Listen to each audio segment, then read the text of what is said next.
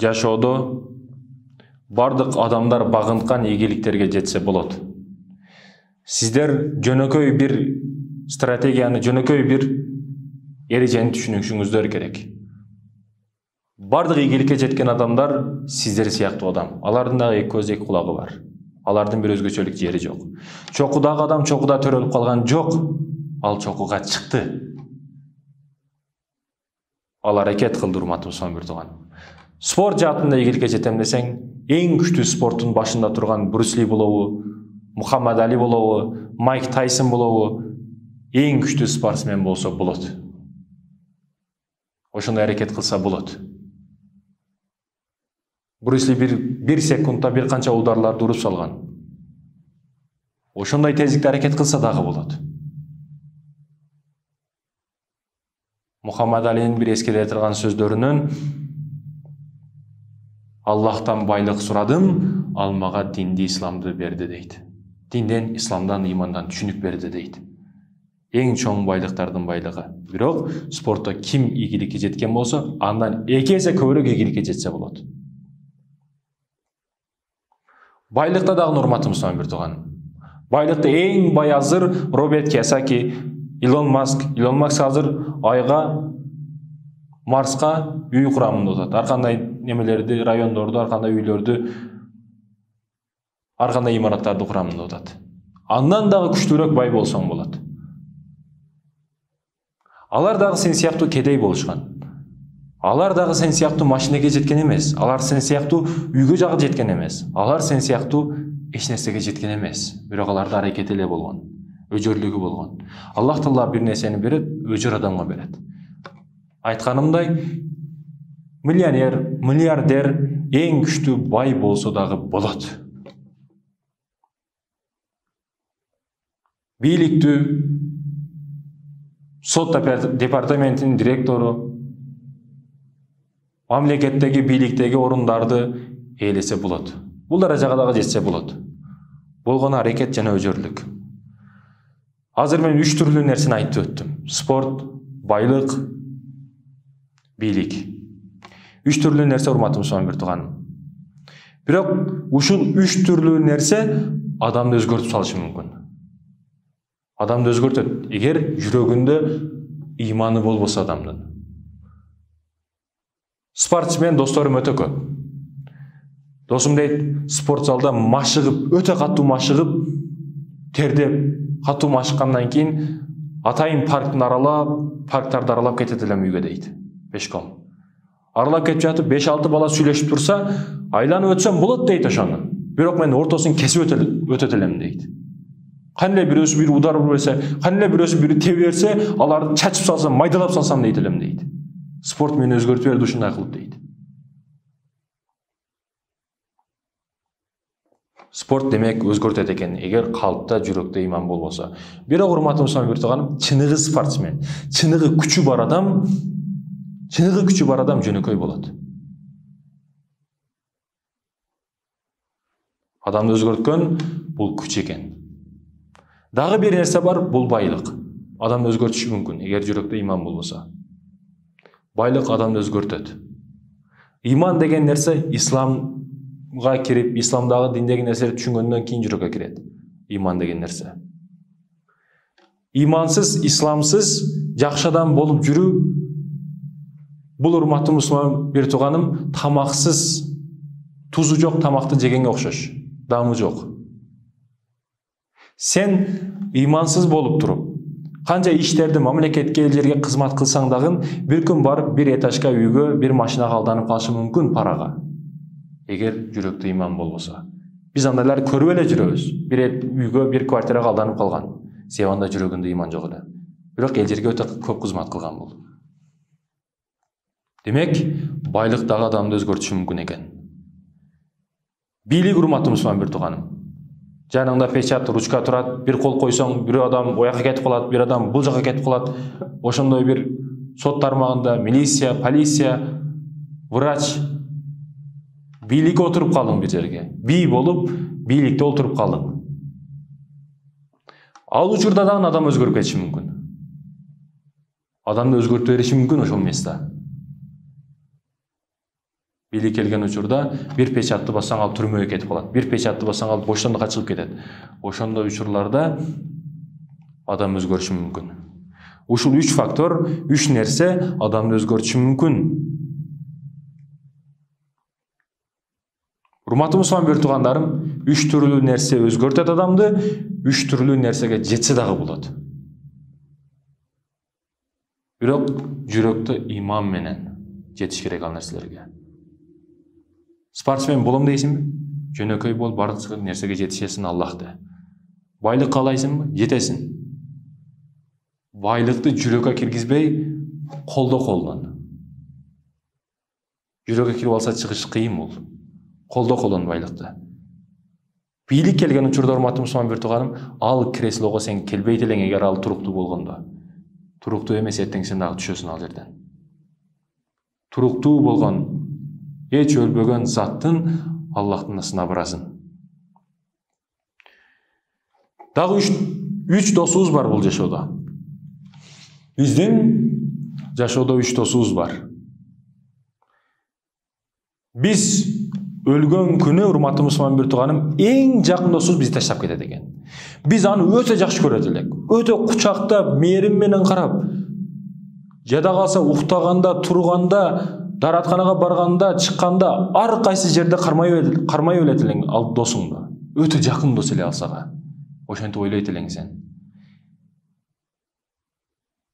Эң жакын көргөн досуң өлгөн күнү бир канабындагы сени астанаңдан чыкпай сени таштап кетет экен. Саткындык кылат экен да, козелдук кылат экен.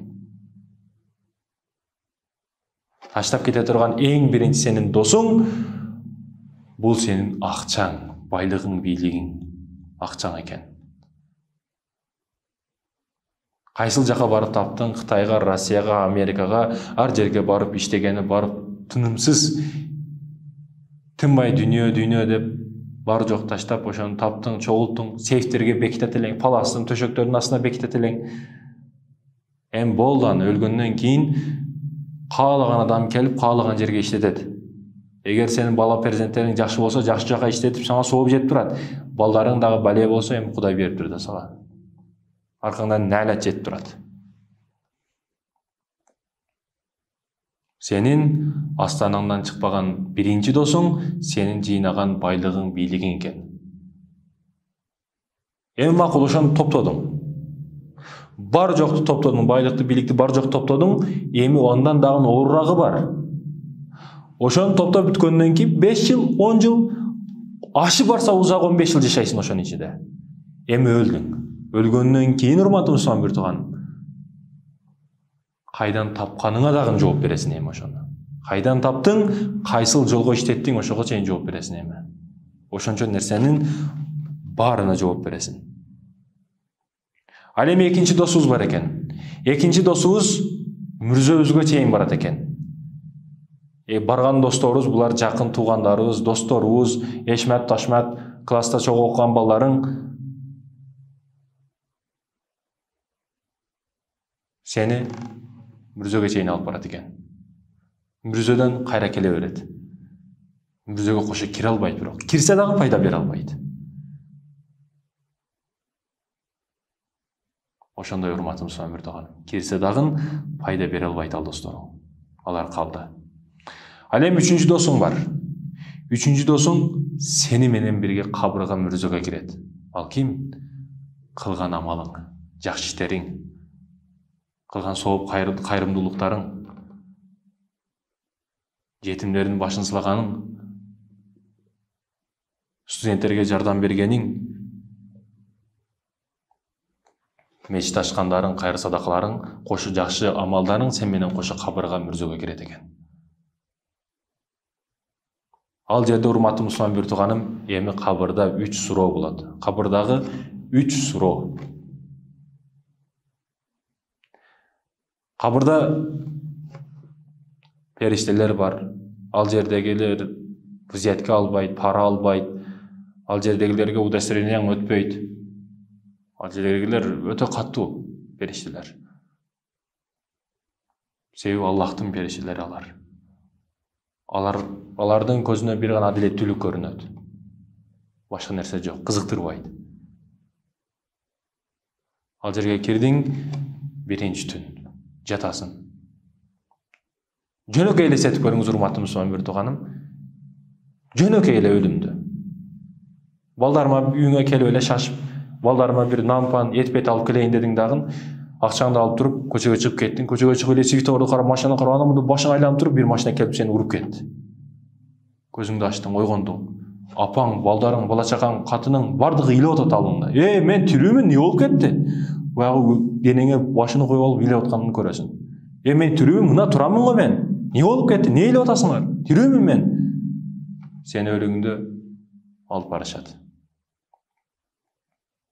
Алып барышып, урматтуу мусулман бир тууганым, муздак суу, ыстык сууда жуунат элең, эми муздак сууда жуунтат. Кир сабын менен жуунбай, эми кир сабын менен жуунтат сени. Эчтекени сезбейсиң, билбейсиң. Сен досторуң, жакындарың бардыгы майып тактан алып келет дагы, досторуң тактага көтөрүп алып, сени алып кетет. Тактан үстүгө чыгып алып, достор, мен тирүүмүн, эмне болуп кетти? Кайга алып кеттасыңар мени? Мына турамын го мен. Жок. Элестетип көрүңүз, урматтуу мусулман бир тууган. Сени алып кетти, көтөрүп алып, туура алып баратагын кабырды казышат. Кабырда кокус тирилип кетсе, кайтып чыгып келбесин деп, дагы бундайынчасы дагы казышат, ошондойча тыгышат. Эми ал жерде дагы тынч жатсын, келип биздин тынчыбызды аласың дегенсип, үстүңө бир камаз топуракты тып-тып лопаткада досторуң, барбышкалар, жакындарың топурак ташташат. Өлсө дагы кайтып тирилип келбесин деп, бир камаз топуракты үстүңө көмүп салышат. Эми ал жерде бирге бир калдың. Эч ким жок, жалгызсың. Урматтуу мусулман бир тууган, элестет, ушунча жашадың, бир амалың жок, жакшылыгың жок, эчтегең жок. Аллах Таала дагы, пендем, эми өзүң калдың, жалгыз калдың. Мына келет экенсиң го мен алдыма дейт. Жолугуша турган күн бар экен го дейт.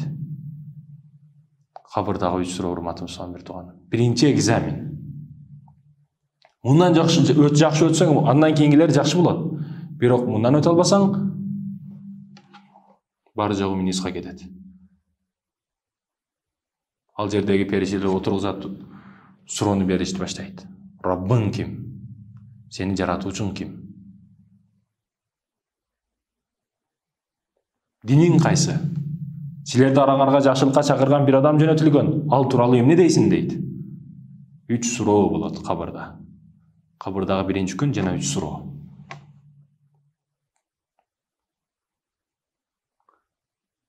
Жакшы адам болсоң жакшы жооп бересиң.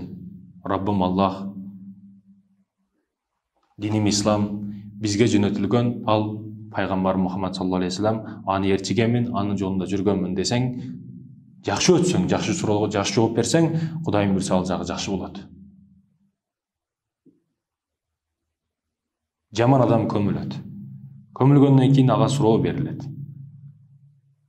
Раббың ким? Диниң кайсы? Араңарга жөнөтүлгөн жакшы адам тууралуу эмне оюң бар? Хак, аны билбеймин. Хак, аны билбеймин. Хак, аны билбеймин дейсиң. Билбеген учуруңда бул жагы жалаң азап болот.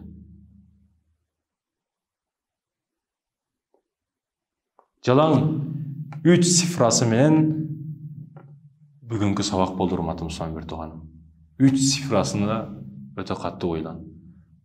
Ар ким ушул 3 цифрасынын арасында өзүнүн деңгээлин билип алса болот. Бардык адамдар өзүнүн даражасын билип алса болот ушул жерден. Кайсыл тепкичте экендигин.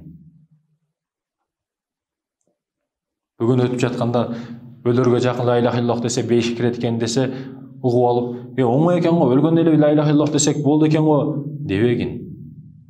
Ал өлүм келген учурда тилиң сага кыянат кылат. Тилиң качат, айта албай каласың. Азыр мээң иштеп жатат. Мээң менен ойлонуп, мээң менен ла иляха иллаллахты айтыш керек экен го деп мээңде ойлонуп, жаттап алып, ушуну айта бересиң. Бирок өлгөн учурда мээ өчөт. Калп иштейт, жүрөк иштейт. Жүрөктө эмне болсо, ошол тышка ашкере болуп чыгат. Ошол күнгө даярдан урматтуу Сомир Туганов. Ошол күнгө даярдан.